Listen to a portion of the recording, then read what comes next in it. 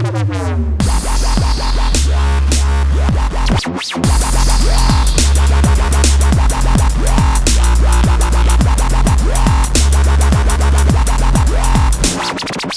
going on, guys? Shane here. In this fight tip video, I'm going to teach you 4 different fight stances that you can add into your arsenal. Know that each fight stance has its own benefits and flaws. We're going to be talking about 4 separate ones. Let's start it off with boxing. First is the boxing stance. Starting from the bottom, your heels can touch the ground, but I want the weight to be in the balls of your feet. Working your way up, your knees are bent. That's where your rhythm is. Your hips are going to be turned, so you're not squared off, giving your opponent too much surface area to hit.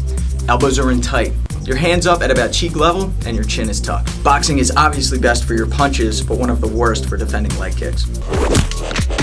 Next is the Muay Thai stance. Again, starting from the bottom, our weight is still in the balls of our feet, but we're going to be marching left, right, or we can keep the weight in our rear foot and just bounce the lead. Hips are more squared so that we can throw kicks of our own or block kicks. Elbows are still in, hands are up. The Muay Thai stance is best for throwing kicks, knees, and entering the clinch, but it's one of the worst for defending against takedowns. Next is the wrestling stance. More specific, the sugar stance. So your feet are staggered with your dominant leg in the lead or the rear, depending on what's more comfortable for you. Okay, your hands are going to be either grabbing for wrist control, defending against takedowns, or ready to set up takedowns of your own, and you're going to be pretty low to the ground. Wrestling stance is great for takedowns or defending against takedowns, but since you're low to the ground, you're open for knees and kicks to the head.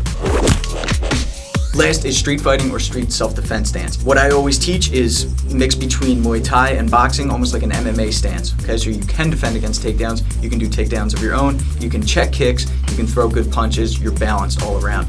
Keep your hands open and at your face. This is called the I don't want any trouble stance because it doesn't look threatening, where you're ready to throw open hand palm strikes or defend against headbutts or takedowns.